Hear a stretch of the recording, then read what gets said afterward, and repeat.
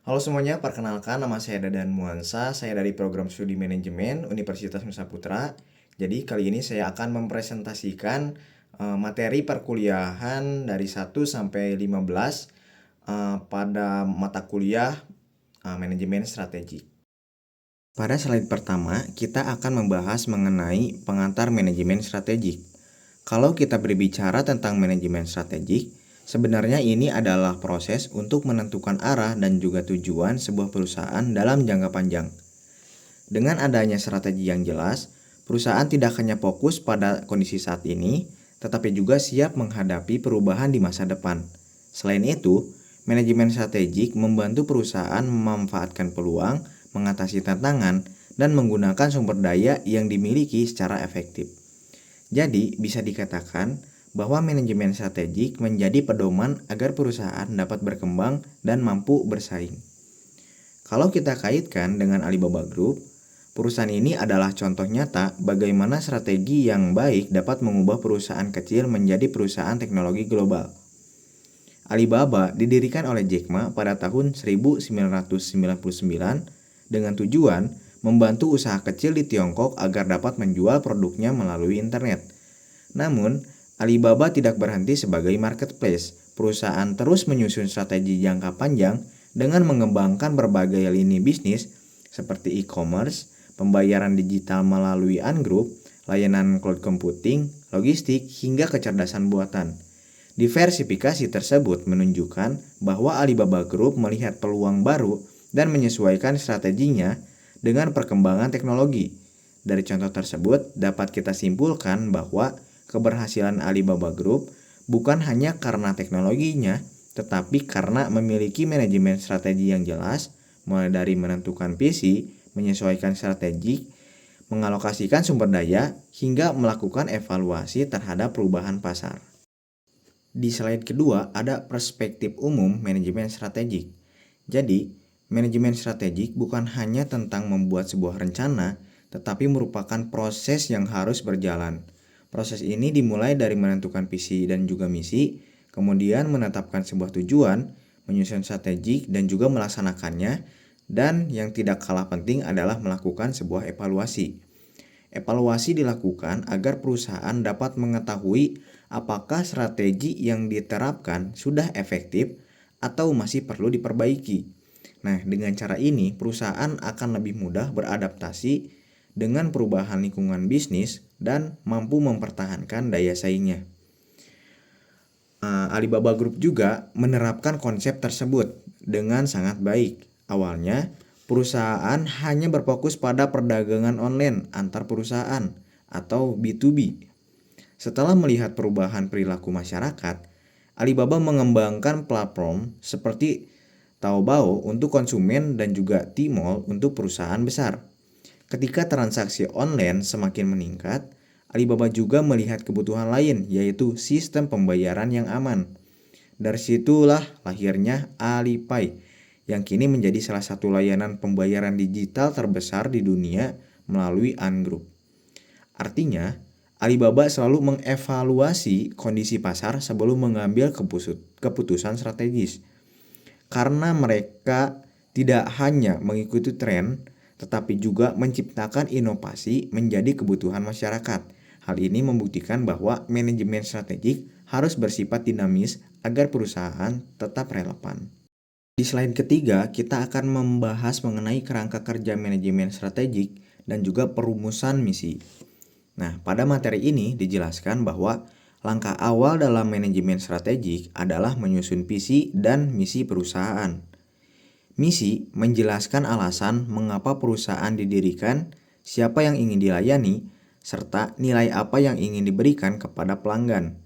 Dengan adanya misi yang jelas, seluruh karyawan memiliki tujuan yang sama, sehingga setiap keputusan yang diambil tetap sejalan dengan arah perusahaan. Selain itu, setelah menentukan misi, perusahaan juga perlu melakukan analisis lingkungan. Salah satunya menggunakan analisis SWOT agar strategi yang dibuat lebih tepat sasaran. Jika kita kaitkan dengan Alibaba Group, misinya adalah to make it easy to do business anywhere atau mempermudah siapa saja untuk berbisnis di mana saja. Misi inilah yang menjadi dasar pengembangan berbagai layanan Alibaba, mulai dari marketplace, pembayaran digital, logistik, hingga cloud computing. Nah, selanjutnya kita akan melihat kondisi Alibaba melalui analisis SWOT. Yang pertama itu ada strength atau kekuatan. Alibaba memiliki ekosistem digital yang lengkap seperti Alibaba.com, Taobao, Tmall, layanan logistik, dan juga cloud computing. Memiliki jutaan pengguna dan juga penjual yang menciptakan jaringan bisnis yang sangat kuat, didukung oleh teknologi dan juga kemampuan analisis data yang canggih.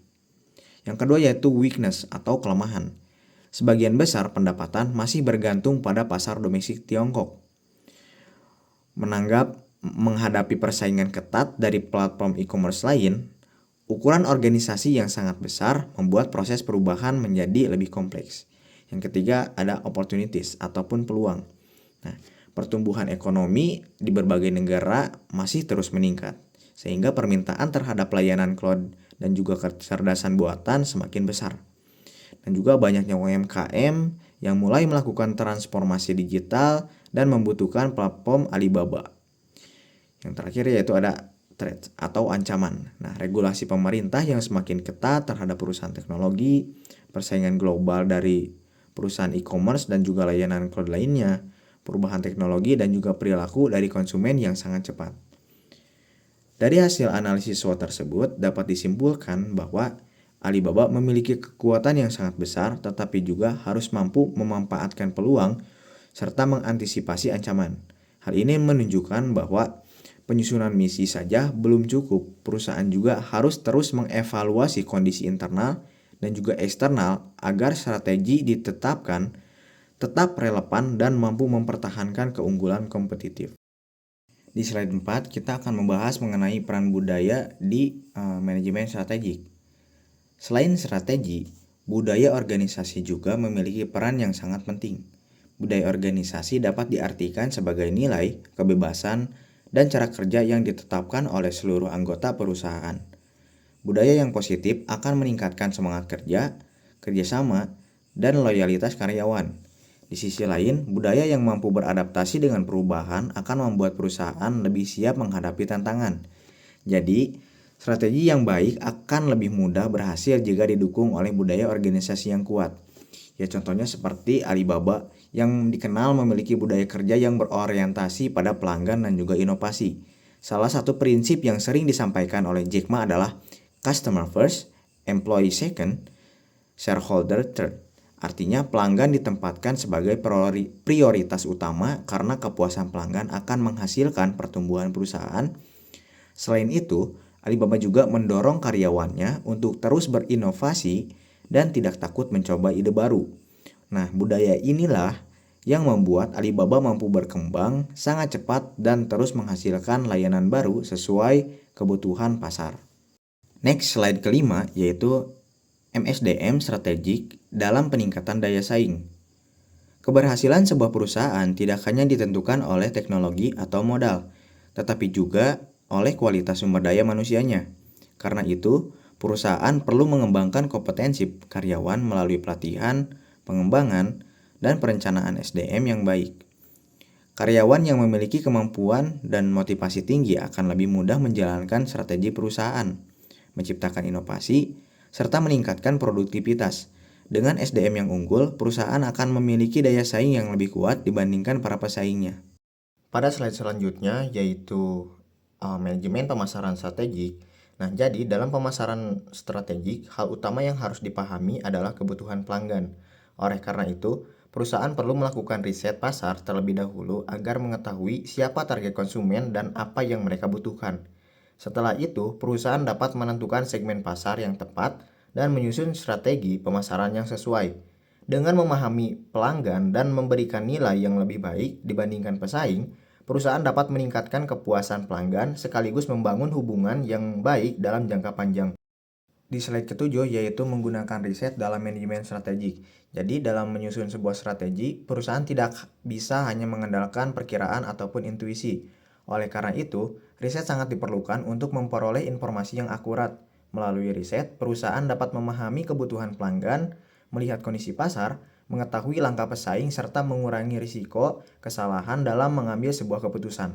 Selain itu, hasil riset juga menjadi sebuah dasar untuk mengevaluasi apakah strategi yang sudah dijalankan berhasil atau masih perlu diperbaiki.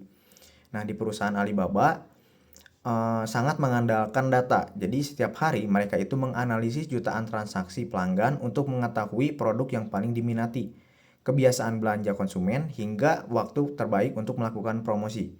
Hasil analisis tersebut digunakan untuk memberikan rekomendasi produk kepada pelanggan, membantu penjual menentukan strategi penjualan, dan merancang berbagai program promosi seperti festival belanja.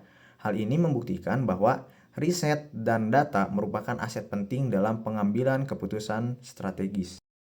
Pada sesi 9, yaitu manajemen strategik untuk meningkatkan kinerja organisasi. Nah, pada slide ini, kita membahas bagaimana manajemen strategik dapat meningkatkan kinerja organisasi. Manajemen strategik adalah sebuah proses untuk menentukan arah perusahaan melalui visi, misi, tujuan, hingga menyusun strategi agar perusahaan mampu berkembang dan juga bersaing di tengah perubahan lingkungan bisnis. Jika dikaitkan dengan perusahaan Luxora, yaitu perusahaan yang bergerak di bidang digital dan juga teknologi, manajemen strategik sangat penting karena perkembangan teknologi berlangsung sangat cepat. Luxora tidak cukup hanya memiliki produk yang bagus, tetapi juga harus mampu membaca tren pasar, memahami kebutuhan pelanggan, dan juga terus mengembangkan inovasi digital. Sebagai contoh, ketika Luxora ingin meluncurkan aplikasi baru, perusahaan perlu melakukan analisis pasar terlebih dahulu, menentukan target pengguna, menyusun strategi pemasaran digital, hingga mengevaluasi hasilnya. Nah, dengan strategi yang tepat, setiap sumber daya dapat dimanfaatkan secara maksimal sehingga kinerja perusahaan terus meningkat dan juga tujuan bisnis dapat tercapai. Di slide selanjutnya yaitu peran pemimpin dalam manajemen strategik. Keberhasilan suatu strategik sangat dipengaruhi oleh kepemimpinan. Seorang pemimpin bukan hanya bertugas memberikan sebuah instruksi, tetapi juga menjadi pengarah, motivator, dan juga mengambil keputusan dalam organisasi. Di Luxora, pemimpin harus mampu menciptakan budaya kerja yang inovatif karena industri digital selalu berubah. Misalnya, ketika muncul sebuah teknologi berbasis Artificial Intelligence atau AI, pemimpin harus mampu melihat peluang tersebut dan mengarahkan tim untuk mengembangkan layanan yang sesuai dengan kebutuhan pelanggan. Selain itu, pemimpin juga harus mampu membangun komunikasi yang baik, memberikan motivasi kepada tim, serta menciptakan lingkungan kerja yang mendukung kreativitas.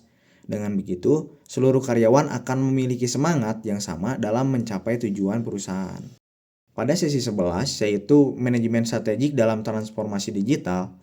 Transformasi organisasi merupakan sebuah proses perubahan agar perusahaan mampu mengikuti perkembangan zaman. Dalam materi ini dijelaskan bahwa perubahan harus dimulai dari visi yang jelas, tujuan yang strategis, serta kesiapan seluruh anggota organisasi.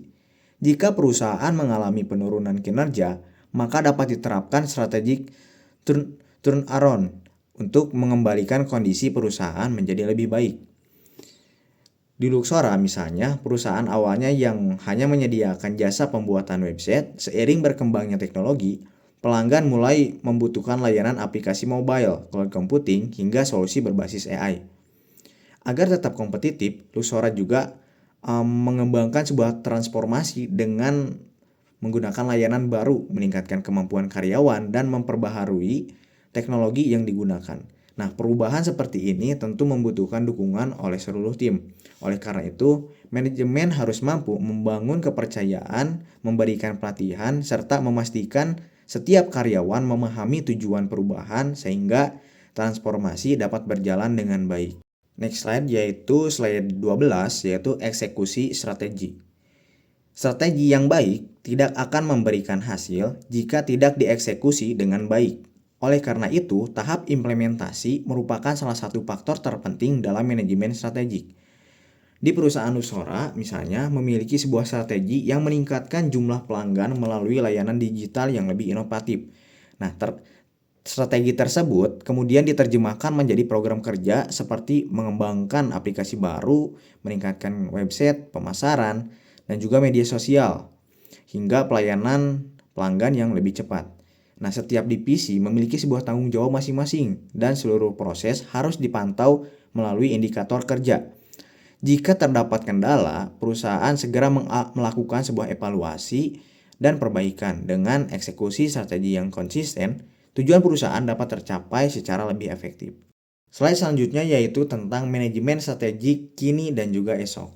Nah, pada era digital, perubahan terjadi sangat cepat sehingga perusahaan harus mampu beradaptasi. Materi ini menjelaskan pentingnya perubahan paradigma, budaya pembelajaran, inovasi, pengelolaan reputasi, serta pengembangan kompetensi inti agar organisasi tetap kompetitif. Bagi Luxora, perubahan tersebut berarti perusahaan harus mempelajari teknologi baru seperti AI, keamanan cyber, dan komputasi awan. Selain itu, perusahaan juga mampu membangun budaya belajar agar setiap karyawan terus meningkatkan kompetensinya. Reputasi juga menjadi salah satu faktor penting di dunia digital. Kepercayaan pelanggan sangat menentukan keberhasilan perusahaan. Oleh karena itu, Luxora harus menjaga kualitas layanan, keamanan data pelanggan, dan terus berinovasi agar mampu bersaing di masa kini maupun di masa depan. Pada slide terakhir yaitu pendekatan apresiatif inquiry dalam manajemen strategik. Pada materi terakhir ini, kita membahas apresiatif inquiry atau AI, yaitu pendekatan dalam manajemen perubahan yang berfokus pada kekuatan dan potensi organisasi. Bukan hanya pada masalah yang dihadapi, AI mengajak organisasi untuk melihat apa yang sudah berhasil, kemudian menjadikan sebagai dasar dalam menciptakan perubahan yang lebih baik. Jika dikaitkan dengan Luxora, misalnya, perusahaan memiliki tim pengembangan yang kreatif, pelayanan pelanggan yang mendapatkan banyak apresiasi dengan pendekatan apresiatif inquiry, manajemen tidak hanya fokus memperbaiki kekurangan, tetapi juga memperkuat keunggulan tersebut. Selanjutnya, melalui tahapan discovery, dream design, dan juga delivery, Luxora dapat mengidentifikasi kekuatan yang dimiliki, menyusun visi masa depan, merancang strategi pengembangan, dan mengimplementasikannya secara konsisten. Nah, pendekatan ini sangat sesuai bagi perusahaan digital karena dunia teknologi itu menuntut inovasi yang berkelanjutan. Dengan memanfaatkan kekuatan yang sudah dimiliki, Luxora dapat menciptakan produk yang lebih inovatif, meningkatkan kepuasan pelanggan, dan mempertahankan daya saing di dunia industri digital. Mungkin cukup sekian pemaparan materi dari sesi 1 sampai sesi 15 pada mata kuliah manajemen strategik. Mohon maaf apabila ada kesalahan. Wassalamualaikum warahmatullahi wabarakatuh.